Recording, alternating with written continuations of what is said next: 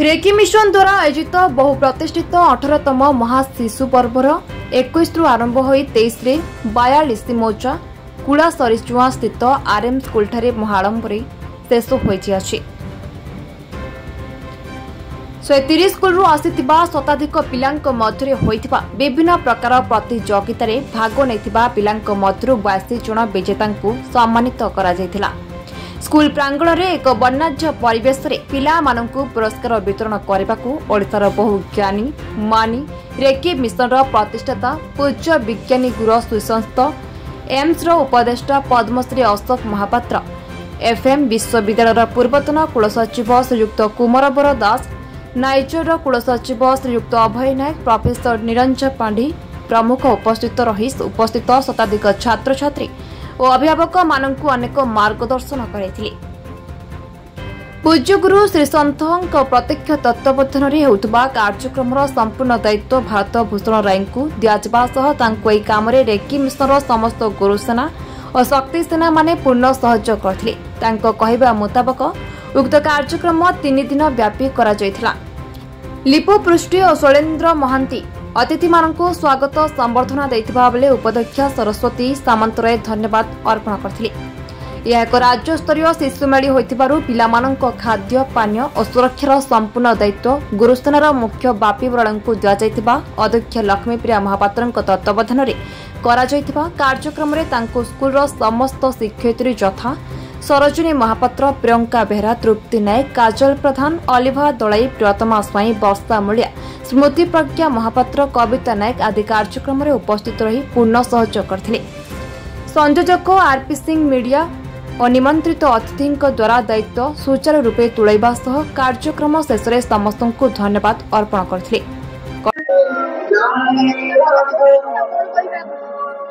आज RM school रो महाशिशु पर्व पालन होतिला। जो शिशु पर्व रे आरएम स्कूल रो गोटे माने अभिनव उपाय रे से ऑर्गेनाइज करंती जे कि सारा राज्य रु पिला मानक भीतर गोटे कंपटीशन करंती एवं समस्त भीतर केमती चित्रांकन केमती माने श्रुत लिखन केमती प्रबंध प्रतियोगिता रे समस्ते उत्कृष्ट हेबे आउ से प्रबंध गुडी सबु आध्यात्मिक चेतनार कथा आउ भल मनीष हबार आधार रे करा जाय थाए एवं आजिर ए जो महाशिशु पर्व जोटाक नवेम्बर 14 हबार थिला से डेरी रे हेले मध्ये समान ऑर्गेनाइज करचंती। आज पद्मश्री अशोक महापात्र आसीथिले आउ वाइस चांसलर श्रीयुक्त कर महोदय आसते समस्त आसते एकदम बहुत भल भाव सुंदर भाव आज ऑर्गेनाइज होइछि आउ मु मध्ये एई समारोह जोग देकरी आनंदित अनुभव करूची। एई आभिमुख्य जहाँ देइचंती जे कि समस्त भीतर गोटे भल मनीष हबार जो कथा समस्त भीतर एकाग्रता आसबार कथा समस्त भीतर जो आत्मविश्वास आसबार कथा जो कथा जाय कुआ जायछि समस्त जदि सेटा अनुभव करिवे पिला जदि निजर चरित्र रे नेबे से माने भल मनीष हेबे आउ एई स्कूल रो जो आभिमुख्य रहिछि गोटे भल मनीष करिवार कथा ता मध्ये पूर्ण हबो। जय जगन्नाथ। हाँ जय गुरुदेव। मु सर्वप्रथम कहूँ कि मु स्कूल 17 इयर्स थी आबे नहीं किंतु एतिकी मु कहिबी सबू अभिभावक माननकु जो श्री संतंकर आशा आकांक्षा माने धीरे धीरे पूर्ण होगा जाऊँगी। बाबा मनीष गढ़ती एठी आ त्रिभाषी जोटा आमर साहित्य जोड़ा भाषा मातृभाषा हिंदी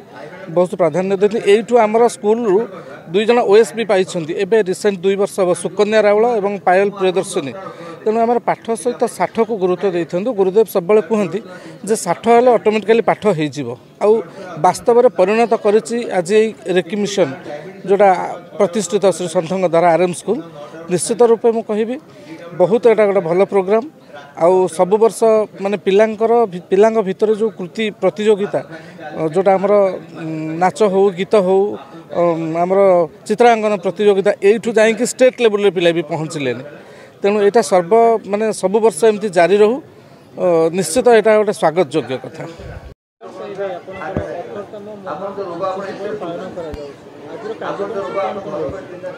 आज विभिन्न स्कूल जो प्रतियोगी मैंने भाग नहीं 3 दिन धरी आमर जेकोसी प्रतियोगिता चली आज से प्रतियोगितार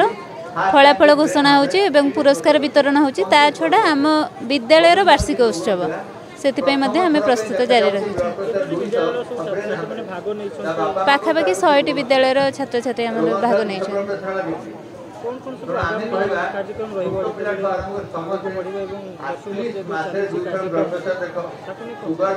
आम कार्यक्रम मुख्य लक्ष्य थिला जे माने ग्राम रे बा जो माने ग्रामांचल रे जो पिला माने अछंती तांकर प्रतिभाटा को केमिति आमे प्रस्फुटित करि परबो आम कार्यक्रम मूल लक्ष्य से थिला वर्तमान सेही प्रचेष्टा जारी रही विभिन्न प्रकार प्रतियोगिता माध्यम रे चित्रांकन गीत नृत्य जीके स्टोरी राइटिंग ये सब प्रतिभा माध्यम आम पिलांकर प्रतिभाटा को विकसित करने कार्यक्रम लक्ष्य होची